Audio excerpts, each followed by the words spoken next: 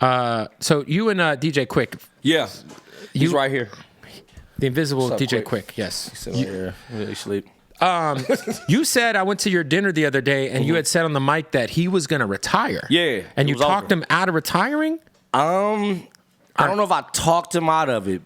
What happened was I do this thing called Hell Week where I just record whatever ideas I have. I got to do at least 3 to 4 ideas a day before I leave the studio. Okay. So we end up getting on the FaceTime. He's like, "What you doing?" I'm like, "Record." He's like, "Man, I just bought a house. When you see it?" I'm like, "I'll pull up." So I packed my shit up and I bring it with me. So I go over there and I'm just looking at the spot. I'm like, "Man, you got a vibe in here." He's like, "What was you doing? You got your shit with you?" I'm like, "Yeah, let me set up right here. Let's do a song." So I set up in his living room. We did a record. And he was like, "Yeah, man, that's dope." And he's like, "Come back tomorrow." And then we did another one. Now he's complaining. "Man, why are we even doing this shit? Music don't even make no money no more. You know, man, I'm gonna get this money, man. I'm not doing none of this shit." I'm like, "All right." But he's hearing the songs. He's like, "Man, let me get on that one." Now, every day, we at day 5 now. I come back now, it's extra equipment sitting next to my equipment. He's like, "Yeah, I thought you might have needed a better mic, back compressor." We do a couple more songs next day. His keyboard's up. He's like, "Yeah, man, I heard the one thing. I might want to put that on there." Next day, now it's trumpets, drums, shit. Now his whole living room has now become this massive studio that he's just been piecing together. Right. And then we looked up, I called Jay Worthy. Shout out to Jay Worthy, Shout out to executive Jay producer, Worthy. right? He A&R'd it. Yeah, A&R'd he it. came Shout out to in. Jay. He actually asked for an opportunity to A&R. He said, "I've been doing this for a lot of artists and nobody really gave me the credit for it." Right. And I'm like, "Well, shit, what is it that you do? I know you just from rapping and you my homie." He's like, "I'm gonna show you." And he's got his fingerprints on a lot of shit people don't know Bruh, he about. turned it up, man. We was getting verses out of nowhere, just coming in out of nowhere, just coming out of nowhere. People that was just excited to be a part of the project. So as that's happening, Quik's getting more excited. Now I'm coming back and he has verses on records that didn't have verses on it. He's waking up out of his sleep like, "Yeah, man, check that out." We look up, we recorded 42 songs. Jesus. I said, "All right, we got a couple of albums here." So he was like, "Well, what you gonna do?" I said, "Let me go figure something out." I took the best 17 that I liked for this first play. So you guys are going to do more than one? Well, I didn't say that yet. Well, let's stay here right now. But Chupacabra 2 on the way. it went from, oh damn, we gotta get one out first. But it went June from, 14th. It went from that to, man, I got a record deal. Right. Oh shit, we got brand collabs. Oh, we're doing this shit for Kevin Hart. Right. Oh, we gotta go do somebody else's album. And yeah, he couldn't retire. It's crazy because, like, I don't think, I lived in Florida for about 2.5 years. And while I was living in Florida, I would, like, listen to some DJ Quik, like shit like some real classic West Coast certain shit. And, like, some of my homies would be like, "What the fuck is this?" I'm like, "You don't know this?" Right. I think it has to be said that DJ Quik might be the greatest producer/rapper of all time. I'm with that. And in that conversation, obviously, is Kanye West. In that conversation, obviously, is, Dr. Dre, obviously. Right. But Quik is in the conversation. If not, like, if we're, like you said, like, Quik is like, if we go back and, like, bro, this fool, like, came out, he has one of the craziest, most scathing diss records ever. He checks all the boxes. He checks all the boxes as an MC. He's got classics. And as a producer. And genre hopping. He's hopped around a lot of genres. And he might be the most underrated artist ever in hip hop. It's like him, it's Black Thought. It's like there's a few guys, but like Quik is like nationally, like, bro, when I was in Florida and I was listening to like fucking Safe and Sound and my boys like had no idea what the fuck it was, I was like, yeah. Really? Yeah. So I think there's still like a huge part of the country that like doesn't appreciate DJ Quik the way I feel like we all should. He's done the band shit. I really think it's like, shit. I knew that was going to happen. I saw it shit. slipping off. Let's put it right there. Yeah. I think it's on us to change that narrative. Maybe we just stop using words like underrated and stop using those type of words and just like really switch it. Because I think it's all in what we're saying. Because if you ask the who's, like, they know they are he's a Chupacabra, man. For sure. He's the guy you call to get everything together still to this day.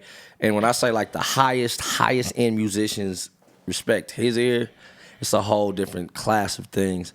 That was a big deal for me with this project. I was able to produce this project, right, and was to like really try to highlight his strong points and what y'all really need to see on what he is and what he's gonna continue to be, at least for me. I mean, I'm not rapping if it's not for Quik and Snoop.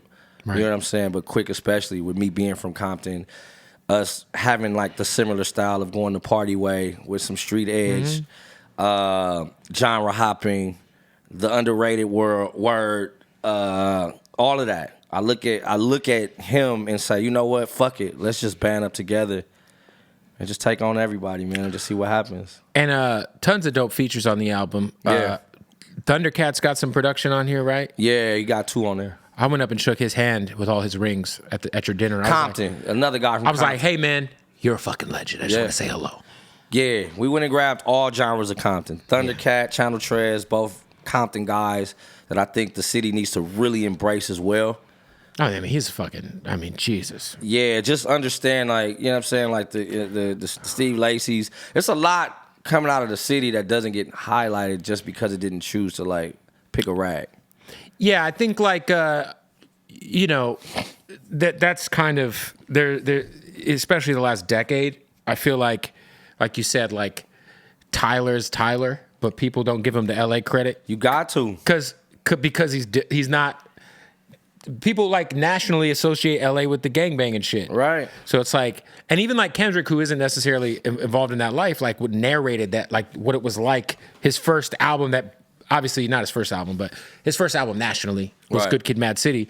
And it was very much like a perspective of a kid who grew up witnessing all of this shit, as to where like Tyler, like, and Earl and those guys, I think they took their own Dot angle. visually always let you know that For sure. what he's been surrounded by. Yeah, and like he fucking came up with J-Rock and TDE, and you know, we know. No, he's really from over there though. Yeah, for like sure. we're from the exact same area in Right. Compton, and I used to see him at the corner doing this thing, across the street doing this thing. Like we're like that. We're like blocks away from each other.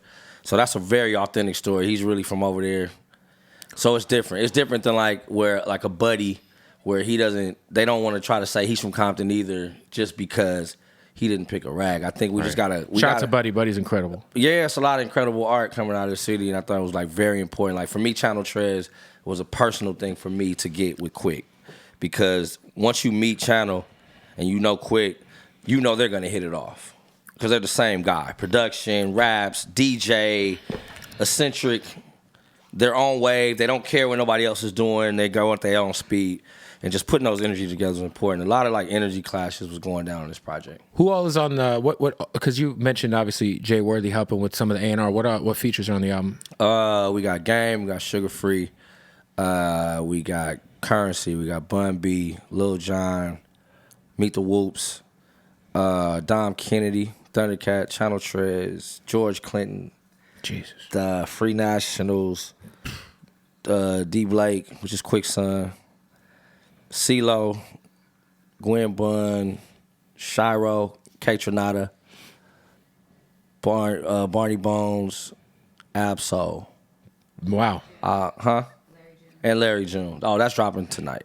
Larry? Yeah, Larry June and Quik and Jay Worthy. We're dropping Gerbs and Youngs tonight. That's gonna be crazy. Yeah, Rodney O as well too. I don't think I'm missing. Oh, and DJ Drama. Well, 17 tracks. Yeah, Chupacabra. yeah, for sure. Oh, I think we're gonna be in album of the year conversation. I want to at least. Shit. So if That's you did fucking 42 songs, what happens to the other ones? That's a lot of songs to just leave on a hard drive. I mean, it's all real estate to me at this point. So who wants to invest in the next building we're about to start selling? I mean, it's all up for discussion. Right now, I'll say this, man. Between 50 Million, Mad Scientist, and Empire, this first one is coming out really, really dope.